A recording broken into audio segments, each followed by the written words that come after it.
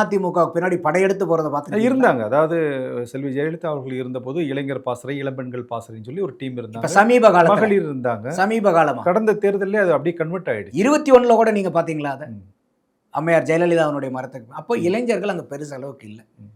அடுத்தது வந்து பாத்தீங்கன்னா மைனாரிட்டி ஓட்டு அதிமுக அது கூட்டணிக்கு கன்சாலிடேட்டா உங்களுக்கு தான் இருக்கு. அது ஒரு திமுக சாலிடா கூட்டணி திமுக கூட்டணி தான் இருக்கு. அதே மாதிரி இன்னைக்கு எஸ்சி எஸ்டி வந்து பெரிய அளவுக்கு வந்து அண்ணன் திருமாவளவன் அவர்கள் அங்க இருக்கிறனால பெரிய அளவுக்கு அங்க ஆமா. கன்சாலிடேட் பண்ணி கொடுத்துட்டு இருக்காங்க. அப்ப நான் வெளியே இருந்து ஒரு மூன்றாவது மனிதனா பார்க்கும்போது விஜய் அவர்களுடைய எத்தனை சதவீதம் அவர் வாங்கினாலும் சரி 15, 20, 25, ஈவன் 30 எத்தனை வாங்கினாலும் அதில் 80% வாக்கு இந்த 4 பக்கெட்டில் தான் விழும்.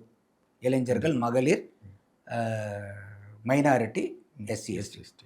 அப்போ இந்த 4 வாக்கு வங்கியும் பிரதானமாக இன்னைக்கு வச்சிருக்கிறது யாருன்னா திமுக கூட்டணி தான். அப்போ இவர் அதிகமாக எங்கிருந்து எடுக்க முடியும்னா திமுக கூட்டணியிலிருந்து தான் எடுக்க முடியும். அதுக்காக அதிமுகவை தொடாமையே விட்டுருவாரா? இல்லை. அங்கே 1 எடுத்தா இங்கே 2 எடுப்பார். 1:2 அதிமுகவில் 1 ஓட்டு எடுத்தா இங்கே 2 ஓட்டு எடுப்பார்.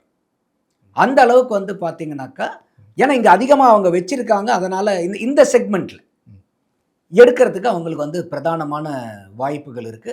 அதனால வந்து பார்த்தீங்கன்னாக்கா என்னுடைய அனாலிசிஸ் சொல்றது, I may be right or wrong, என்னுடைய அனாலிசிஸ் சொல்றது விஜய் அவர்கள் அதிகமாக வாக்கு எடுக்க அது வந்து பெரிய சேதாரத்தை திமுக கூட்டணிக்கு உண்டு பண்ணும்.